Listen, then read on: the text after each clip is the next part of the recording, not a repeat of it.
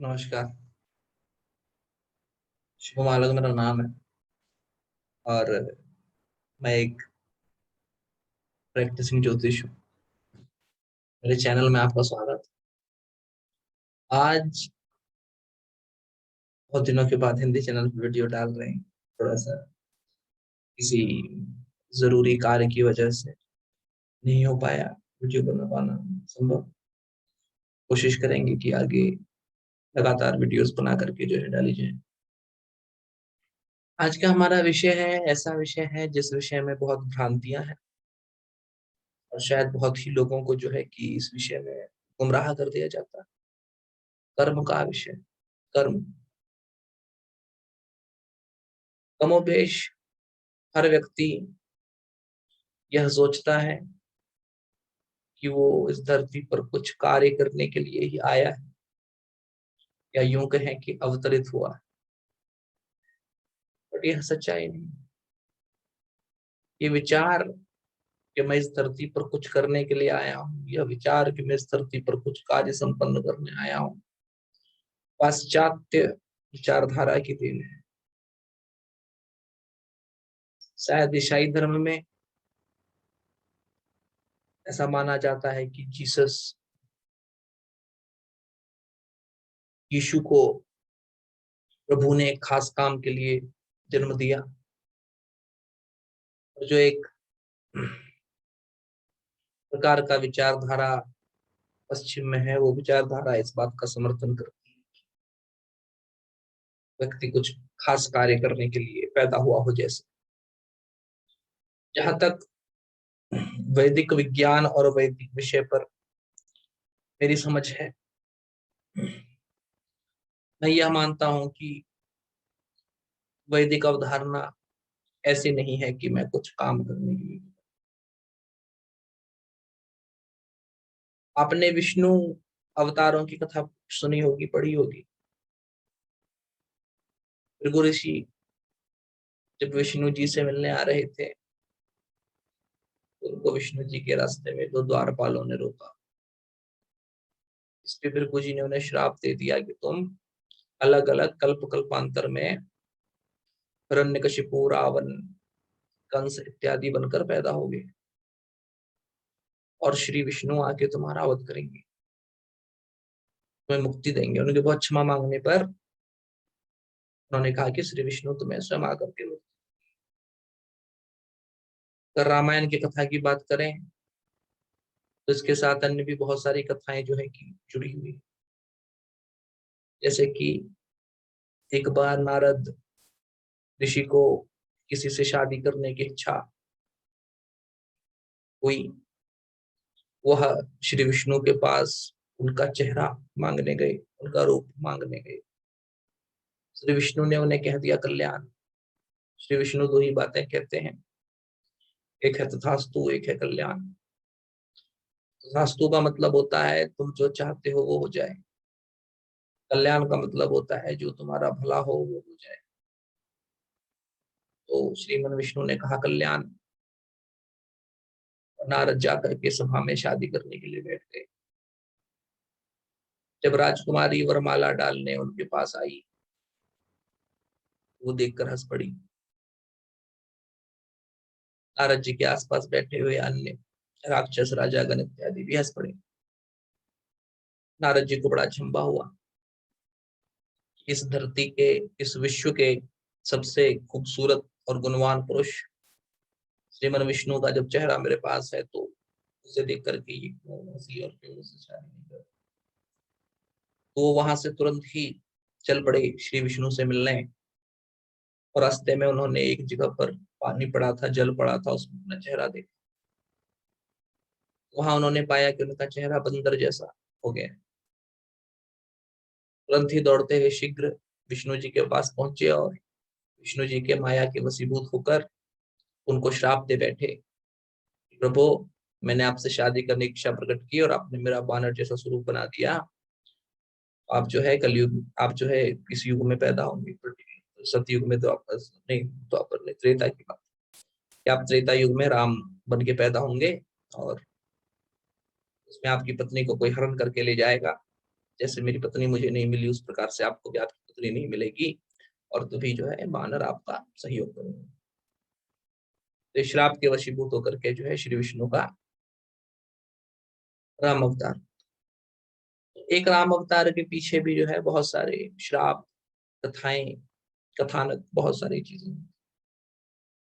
और जहां तक मैं हिंदू धर्म को समझता हूँ, हिंदू धर्म इसी चीज में मानता है। अगर हिंदू धर्म के परिप्रेक्ष्य से यह बात पूछी जाए कि मेरा जन्म क्यों हुआ है, उसका यह उत्तर होगा कि पिछले जन्म में किए गए पाप कर्मों को भोगने एवं पुण्य कर्मों के शुभ फल की प्राप्ति करने हेतु ही मनुष्य का जन्म हुआ है। यह प्रश्न पूछने पर कि पहले जीवन के कर्म का क्या स्तोत्र था, जगतगुरु श्रीमद शंकराचार्य का यह उत्तर है कि कर्म और समय की गति अबाध है। पहला कर्म कब किया गया और सबसे पहला समय कौन सा था, इसे नहीं जाना जा सकता। अतः सहस्त्रों मेरु पर्वत के समान इंसान का कर्म है, जिस कर्म को इंसान भोगने के लिए धरती पर जन्म लेता है। चावल का दाना समझते हैं आप? एक चावल के दाने के बराबर इंसान का कर्म होता है। और वैसे ही इतने सारे चावल के दाने एक इंसान के कर्म में है, जिनसे कि हजारों मेरु पर्वत बन सकते हैं। मेरु पर्वत एवरेस्ट से भी ऊंचा एक पर्वत माना जाता है। इतने सारे कर्म इंसान के किए हुए हैं, इसको संचित कर्म बोला। इन संचित कर्म में से कुछ नियत कर्म, कुछ फिक्स्ड काम इस जीवन में आपको करने होते हैं, इसको प्रारब्ध कर्म बोला।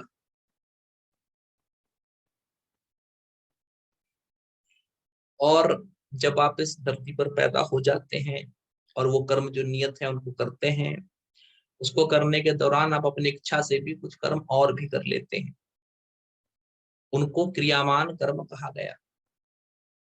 जन्म पत्रिका आपके संचित कर्म को नहीं दिखाती, क्योंकि संचित कर्म करोड़ों मेरु पर्वत, इतना पत्रिका में देख पाना संभव नहीं है। बेशक ज्योतिष बहुत विशाल है, लेकिन कर्म राशि उससे भी विशाल है। अतः करोड़ों करोड़ जीवन का कर्म एक जन्म पत्रिका में देख पाना संभव नहीं। यह ज्ञान हमें परंपरा से प्राप्त। और जन्म पत्रिका में इंसान के प्रारब्ध कर्म का दिग्दर्शन होता है। वारामिहिर, गर्गाचार्य, यवनाचार्य, मयमनित्थ, पाराशर, भृगु इत्यादि हर ऋषि का यही मंतव्य है, यही कथन है। वारामिहिर ने लघु जातक में स्वयं यह बात बोली है कि इंसान के प्रारब्ध में जो लिखा है उसको ज्योतिष प्रकाश में लाता है। ध्यान रखिएगा, ये नहीं कहा गया कि इंसान के संचित में जो है। वारामिहिर ने लघु जातक में स्वयं लिखा है कि इंसान के प्रारब्ध में जो फल है उसको ज्योतिष प्रकाश में लाता है। ज्योतिष ज्योति का कारक है, दिए के समान है ज्योतिष। ये बात हुई अस्तु। तो इंसान का जीवन मात्र केवल प्रारब्ध कर्मों को भोगने के लिए, प्रारब्ध कर्म जो कर्म इस जीवन के लिए नियत किए गए हैं उसे भोगने के लिए है। लेकिन उसके बावजूद भी कुछ लोग, जैसे बड़े बड़े वैज्ञानिक या अन्य लोग, कुछ खास काम करने के लिए पैदा होते हैं। यह तो सच्चाई भी है। बहुत लोगों को ऐसा किस्मत बोले आप प्राप्त होती है कि वो नई चीजों की खोज कर सकें, नया कोई खोज कर सकें, या समाज में कोई क्रांतिकारी बदलाव ला सके। वह कर्म करने के लिए उनका जन्म होता है। आप जो काम करते हैं, आप जो नौकरी करते हैं, वो कर्म नहीं है। यह बात मैं हमेशा अपने हर कोर्स में अपने हर विद्यार्थी को बोलता हूँ कि हम लोग कुंडली के 10वें भाव से नौकरी देखते हैं, व्यवसाय देखना चाहते हैं, लेकिन दसम भाव को कर्म का भाव कहा गया है। और ये नौकरी या व्यवसाय कर्म नहीं है। जैसे यह समझिए कि कोई व्यक्ति नदी में डूब रहा, मैंने उसे कूद के बचाया, यह एक बहुत अच्छा कर्म हुआ, पुण्य कर्म हुआ। लेकिन नदी में डूबते हुए व्यक्ति को कूद कर बचाना मेरा रोज का काम नहीं है।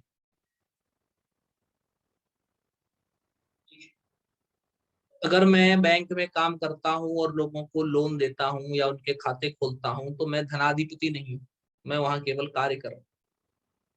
तो व्यवसाय, नौकरी, चाकरी जो भी हुई हो, इसे कर्म नहीं कहा जा सकता।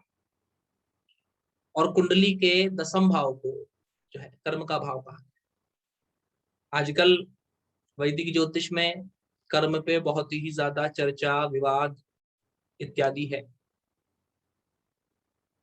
और मुझ जैसे ज्योतिष के लिए तो ये हंसी का विषय है कि ज्योतिष जैसी पवित्र विद्या, जिसके बारे में ये उक्ति है कि अन्य शास्त्रेषु विवादस्तेषु केवलम ज्योतिषम प्रत्यक्षम शास्त्रम, ज्योतिषम प्रत्यक्षम शास्त्रम साक्षी सूर्य चंद्रमा। ये जो श्लोक है कि अन्य सारे शास्त्र केवल विवाद की जड़ हैं, केवल ज्योतिष शास्त्र ही ऐसा शास्त्र है जिसकी सत्यता स्वयं सूर्य और चंद्रमा सिद्ध करते हैं। लेकिन आज कलयुग के बुरे प्रभाव के कारण छद्म वेशधारियों ज्योतिषी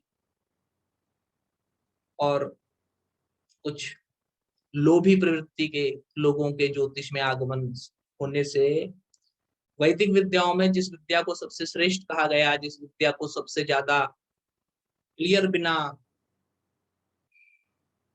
डाउट, बिना कंफ्यूजन का, बिना दुराय का कहा गया, जिसको प्रत्यक्ष शास्त्र कहा गया, उस शास्त्र में भी अब जो है विविधता आ गई है। उस शास्त्र में भी अब जो है संशय आ गया। ये मूर्खों की ही देन है।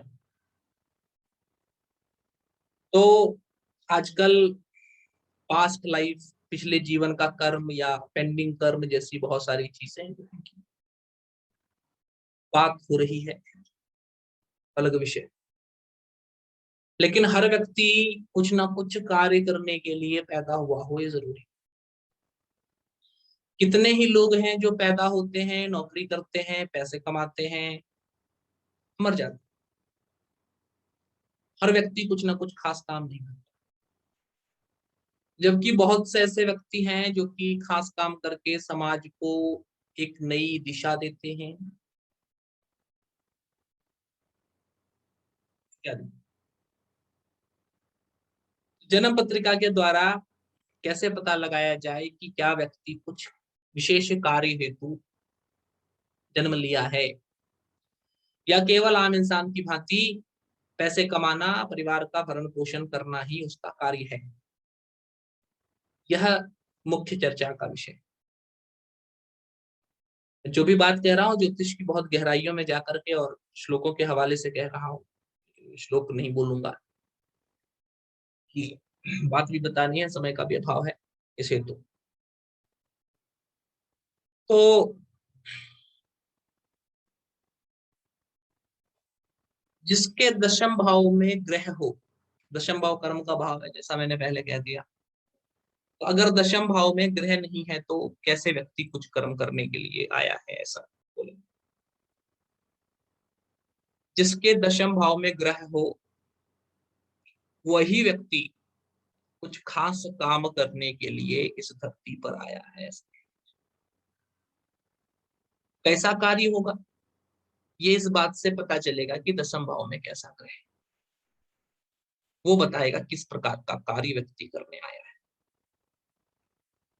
इसके साथ ही जो दशम भाव का स्वामी है, दशमेश है, उसके बल को हमें देखना चाहिए, जिससे हमें पता चलेगा कि वो कितना ज्यादा, उसका वो जो काम जो करना है उसका समाज पर कितना अधिक प्रभाव, कितना अधिक इम्पैक्ट होगा।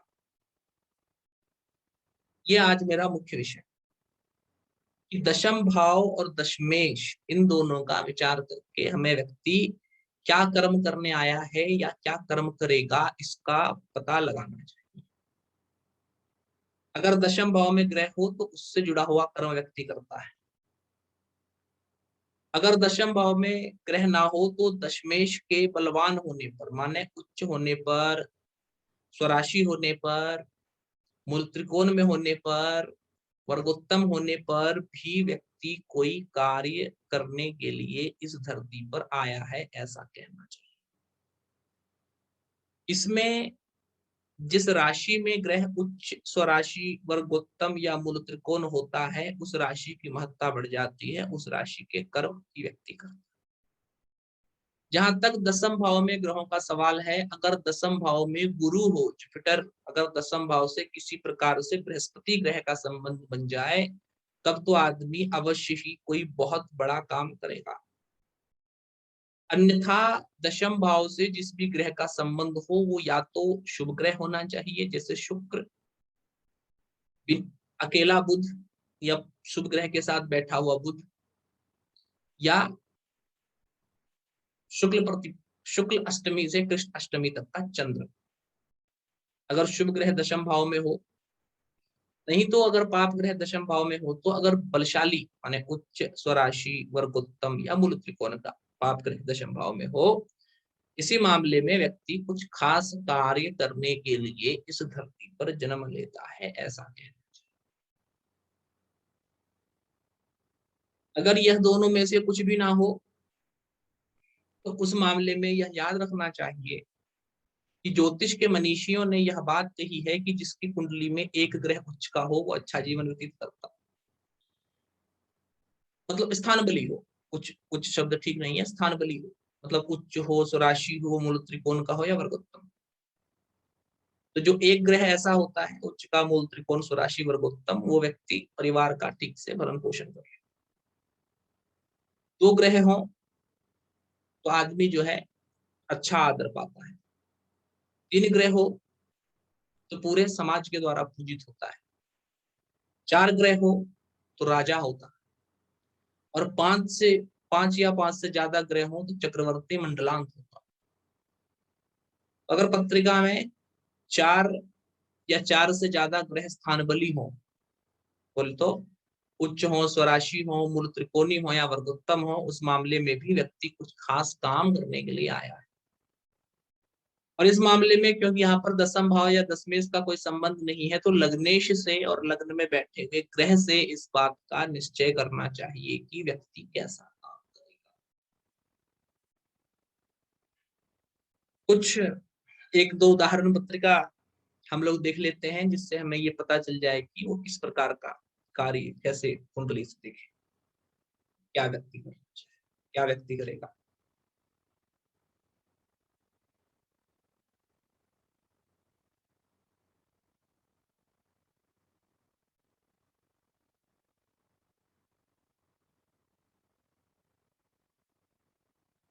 यह एल्बर्ट आइंस्टाइन, बहुत बड़े वैज्ञानिक की पत्रिका है।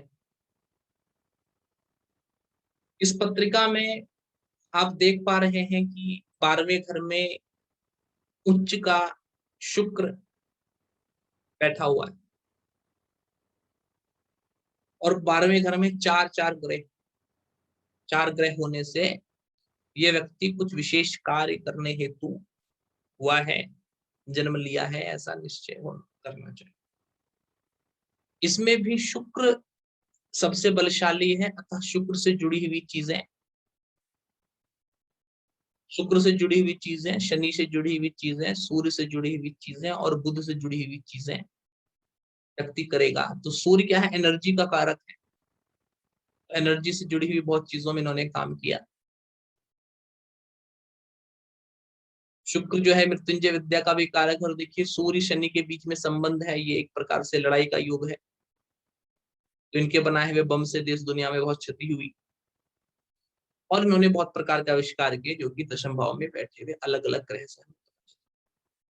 बुध के रहने से इन्होंने शिक्षण में भी बहुत योगदान दिया, E=mc² जैसे बहुत सारे फॉर्मूलाज दिए, ये हमें दिखता है। और शुक्र के होने से मैं आपको बताऊं, ये गुरु और शुक्र के बीच में ये थोड़ा सा फर्क है कि गुरु खालिस ज्ञान देते हैं, ऐसा मेरा मानना है। बृहस्पति केवल खालिस ज्ञान देते हैं, जबकि शुक्र वो ज्ञान देते हैं जो ज्ञान की फंक्शनल भी हो, वो ज्ञान जिसमें कि कुछ प्राप्ति भी हो, जैसे कि शुक्र को मृत संजीवनी विद्या का स्वामी कहा जाता है। तो शुक्र ऐसा शुक्र केवल ये नहीं दर्शाते कि इसको किसको महामृत्युंजय मंत्र आएगा, बल्कि यह भी दर्शाते हैं कि ये इंसान को महामृत्युंजय मंत्र आता है और उस मंत्र को जाप करके इन्होंने सिद्धि भी प्राप्त की है। जपात सिद्धि जपात सिद्धि जपात सिद्धि वरानने श्लोक है। बार बार जप करने से मंत्र की सिद्धि होती है। ये मैं मानता हूं कि गुरु केवल ज्ञान देने वाला गुरु है, ज्ञानी गुरु, जैसा कि निगमानंद परमहंस ने कहा। और शुक्र जो है वो ज्ञान के फल देने वाला गुरु। अतः इन्होंने केवल पढ़ाई लिखाई इत्यादि के नियम ही प्रतिपादित नहीं किए, बल्कि बहुत सारी चीजों को फॉर्मुलेट करके बना करके उनका इस्तेमाल भी दिखाया, जैसे एटम बम।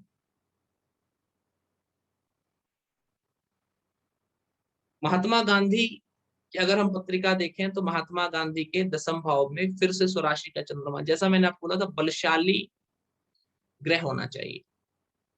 तो स्वराशि का चंद्रमा आप देखेंगे, और वह स्वराशि का चंद्रमा राहु के साथ। चंद्रमा माँ का कारक है, साथ में ही मातृभूमि का भी कारक है। मंगल किसी भी प्रकार की धरती का, और शुक्र मातृभूमि का। जननी जन्म भूमि स्वर्गदापी गृहसी, माँ और जन्मभूमि, स्वर्ग प्राप्त करना। चंद्रमा जो है वो जननी जन्म भूमि का कारक है, उस धरती का कारक है जहां पैदा हुए। तो चंद्रमा बैठा है, और राहु को ज्योतिष में मुसलमान, केतु क्रिश्चियन माना जाता है वैसे, लेकिन राहु को इन्वेडर भी बोल सकते हैं, कि बाहर से आने वाला आतताई आक्रमणकारी। तो राहु चंद्रमा का 10वें भाव में संबंध होने से यह सुनिश्चित हुआ कि महात्मा गांधी का कर्म है अंग्रेज शासन से भारत को मुक्त कराना। अब इसमें बहुत सारी, यहाँ पर ये कंट्रोवर्शियल टॉपिक है, ये थोड़ा चर्चा का विषय है। खैर उस विषय पे मैं चर्चा करना मुफीद नहीं समझता, लेकिन तो ये जो है ये 2 पत्रिका होगी। इसी प्रकार से अन्य पत्रिकाओं में भी, जैसे कि अगर हम एल्बर्ट आइंस्टाइन की कुंडली में वापस जाएं, तो 10वें भाव का स्वामी 9वें भाव में बैठा है, जिसकी वजह से इन्होंने पढ़ाई लिखाई में बहुत सारे संशोधन किए, बहुत सारे नए नियम दे, बहुत सारे विषय में नई खोजें इत्यादि की, ऐसा कहना चाहिए।